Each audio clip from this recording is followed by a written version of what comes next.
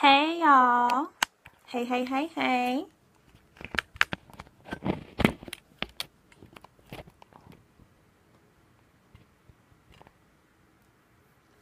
Okay. So I want to talk about the Ball family and what's going on. Hey girl, I just want to talk about the Ball family because it's everywhere and I feel like why not? Let's talk about it. So this is the backstory because I had never heard about them until 2 days ago. So here we go. So this is the dad, LaVar Bell.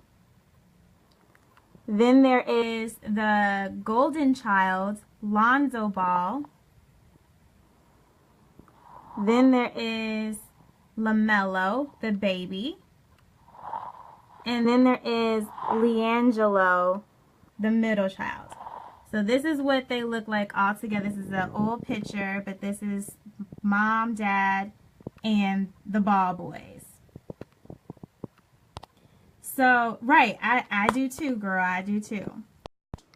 So what makes them special? First of all, you have 3 people from the same family that are all prospects, like high-end prospects. That normally never happens. You can have 1, sometimes 2, like the Manning brothers, but it's not really where you have 3 that are, high prospects. Are going to go to grade schools and play at high performing college level basketball, and they're likely going to go and play for the NBA, all 3 of them.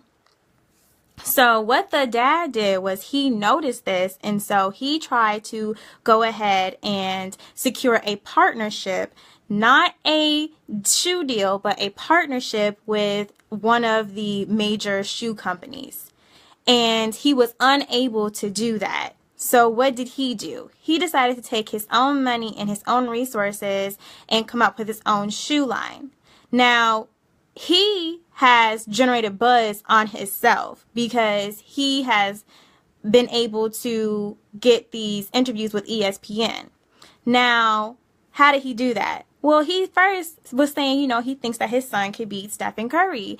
And I really didn't have an issue with that because aren't most parents thinking that their baby is like the best thing since sliced bread? Like, you think that he's talking a lot of mess. Wait until you listen to one of these moms that from the South Side that have their kids. Like, what are you talking about? Everybody's parents think that their kid is the best thing since sliced bread. So I really wasn't understanding that. I was looking at an article and they're saying that he said something about the white players on working for school or whatever. Who knows? Like, I don't really care. My main thing is I was excited, but this brand has been something in the making for a while because I was on their Facebook pages all the time. Exactly. You're supposed to think that their kids are the best. Exactly, Jasmine. Like, why wouldn't you? Especially when you have the stats to back it up. Like, they are all pretty legit. Like, I was looking at the highlight stuff. I wanted to make sure. So basically, this baller brand has been working its way for a while. So let me show you the website. This is the Big Baller brand. And so they have not only shirts and sweatshirts, they have hats, they have a whole bunch of stuff. So this is, what everybody's up in arms about, this shoe. But they also have, sweatshirts, shirts, tank tops for girls. They have kid items. And, the shirts are like $50. Some of the sweatshirts are $50, some of them are $60, some of them are $70. Then you can go to the women's section, and the women's section, there are a lot of different items. They're $50, some are $40. Sorry, Mom, I can't talk to you right now. And then you have the footwear. So the footwear is from $4.95 to $6.95, and then the autograph shoes are from $9.95 to $1,195, and then they have the sliders that are for $220. So here's the thing. Here's the thing that we have right now. I think that people need to take note of this. So many people have a great following when they are going to high school and going to college, and they don't make it to the league, or they make it to the league and they don't really perform like they want to. It's the creme de la creme, and they don't capitalize on the fun that they did have. One of my Facebook messages friends said that they sold like thousands of shoes in the first 3 hours of it going live. So if he makes it to the league or not, he has a business that he's working. He has a brand that he's working. He has a position or a platform that he can capitalize if he gets injured or if he doesn't make it. And so many of our athletes didn't make it. I think I went to the University of Illinois in Champaign-Urbana, so Big Ten, and we had so many of the quarterbacks and of the basketballs that didn't make it, but everybody had their jersey. What if they would have went one step further and had a sweatshirt, had some sliders, had some shoes? Hell, even some buttons. Anybody would have bought it because of the pride and the following that you had then. And they were never able to get that same following once they graduated because they didn't make it to the league. I think that we need to take note of this and start doing that. If you have a child, moms, dads, listen, if you're listening to me, let me know. If you have a child that has a following right now in high school, it is your best interest to create a sweatshirt line for them, a t-shirt line for them, a brand for them. It's in your best interest. This is how you're going to be able to pay for extra things that they want in school, start them off with having $30,000, $50,000 for them to do whatever they want when they graduate. Like, this is how you build a following. And let's look at their followings. First of all, they're just not, well, college athletes get to go to school for free. That's why I didn't say tuition, but other things. What are you saying? It's okay to think your kid is the best, but his dad is hurting his son more than helping him. So this is what I think about this. I'm confused on how his dad got all of this clout, because his dad really didn't do anything, and Stephen Curry's dad actually played to the league, but I don't know how he's getting these ESPN interviews, but because he got them, we are talking about them. Had his dad not said any of that, I would have never known who these ball boys were, and they've been around for a while. I just didn't know about them. They're in California. Like, it didn't make it to my realm of my world, but his dad doing these interviews did. Now, what I do hope is that the dad doesn't override to the point where you associate one of the ball boys with the dad. They are not one and the same, but that the dad has been vocal, and that is why we are talking about them, and that's why they're getting all this free publicity, number one. But I agree, there has to be, as they get older and more into adult, there has to be a separation of father and son. But right now, it is what it is. And they are starting to get more interviews themselves, especially Lonzo. So I think that that's in a good place. Now, if they were like maybe 12, and it's a long time until they are able to kind of come into their own and to have their own voice, then I would say, okay, maybe the dad, it will be an issue. But I mean, even Beyonce had to get rid of her dad at one point, so it is what it is. But who started her and who set her up? Her daddy, and she acknowledges that, and that's just what it is. Now let me see.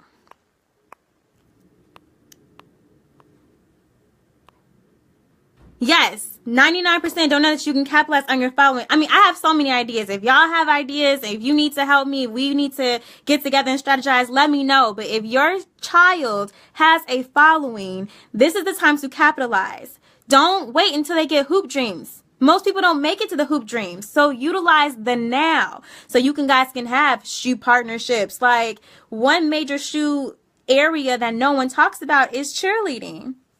Cheerleaders need shoes. Create those. Those are cheaper too, right? And then go to your district. Have all the little elementary, high school, middle school, all of that. But let's go to Lonzo. So everybody's like, Lonzo hasn't made into the NBA. And you know what? He may never. I can't guarantee the future. He might get injured. Who knows? But guess how many followers he has? Lonzo has 38,000 followers on Facebook. And this isn't even Instagram where the real followers count and all the interactions. So he's hot, right? So what is his dad doing? He's capitalizing because he's hot.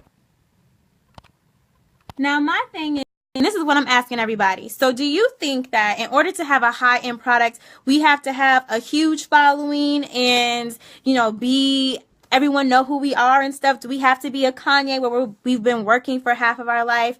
Do we have to, you know, have a Rihanna where we have Grammys and stuff in order to have a high-end product? I say no, you don't have to do that.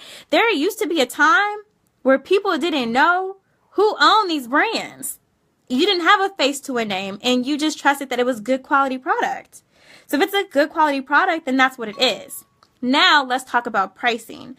This family is just starting out, so they're never going to be the same price point as like if I were starting out my business and you wanted me to give you Walmart prices. That's impossible to do because Walmart has, one, been in business for forever, and two, they have contracts, long-term contracts that give them the best, cheapest pricing, and they have wholesale pricing. And sometimes they will make a contract where they have best in the industry pricing. So if you're going to sell to me, let's say soda, I want to make sure that I have the lowest pricing than all of your people, period. Anybody that you sell to, you can sell to Target, you can sell to Publix, you can sell to anywhere. I don't care. I want to make sure that my wholesale pricing is cheaper than everybody else. And depending on how much they're agreeing to buy, they can agree to that. So you have to weigh in your options and say, okay, this person's still starting out. They're buying everything. They're doing all this themselves with no outside help. So yes, it's going to be cheaper because they are owning all of this. Also, let's look at Tidal. Tidal definitely was, quote unquote, more expensive than Apple and everything, and they were able to, what happened? They were able to still give a quality product, number one, and number two, you gave them 2 years, and now what? They have a deal with Verizon. Everybody with Verizon gets it for free. Like, now it's back to being comparable to the other people, but you had to give them time to build up the wealth and to get these contracts and make these negotiations and get this money. This is how you use it. It's cool to get interviews, but the teams don't want to deal with their dad. Yeah, I mean, we'll see what happens. That is speculation. Until a team comes out and says that they really don't want to deal with them because of their dad, then we'll deal with it there. But if he's a great athlete, then it doesn't really matter, in my opinion. And it hasn't stopped them that far. And so let's talk about the quote-unquote media. So I feel like for every Charlie Sheen who is loud and boisterous and, you know, disrespectful and not a role model at all, but still gets jobs and gigs and has a following and doesn't really lose out on any money, period, there is, well, he can't do the same because it's white media or white world or whatever. I'm like, literally, all this man is saying is that his child is better than everyone else, and he's very unapologetic about it. And he blames his son whenever their team loses, and he blames his son whenever their team wins. Like, I think that until he starts saying something super racist or super disrespectful or on a line that is not having integrity, then we can talk about it. But until then, it's just the fact that he doesn't care how he feels about his children, and he's unapologetic about it, and he doesn't need stats to back it up. He doesn't care, and there's nothing wrong with that. But that is my take on it. I think that this is awesome. I hope that everybody listening, if you have a standout, a high school standout, a college standout, that you start looking to make money, make a brand on your your son, daughter now, because there's so many rules that they can't take gifts and they can't take this and they can't profit off of the university. We'll make your own brand and then you can profit off of it. Then you can do whatever you want. And that's what he's doing. He's making his own brand, his own stuff, using his own image, his own words, his own quote unquote nickname, and UCLA can't do nothing about it. And he's about to cash out. And I'm excited. So if anybody buys this shoe, please let me know. Let me know about the reviews. Like, I'm excited to see what's going to happen. I mean, the sliders look nice too if you don't want to do as much. But I mean, the shirts are comparable. They're $50, they're $60 or $70. Like, I get that the shoe may be more expensive, but if he becomes the #1 draft pick, then those autographed shoes will be worth what they're being sold for.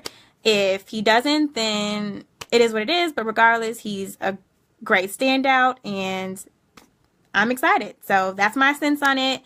Everybody needs to be marketing. Everybody needs to be thinking outside the box. This is how you make generational wealth. Kudos to dad and mom for pushing this. Kudos to, the brothers for supporting it. And I'm excited to see where this family lands in a couple years and where the Big Baller brand is in 5 years. All right, that's it. Bye, guys.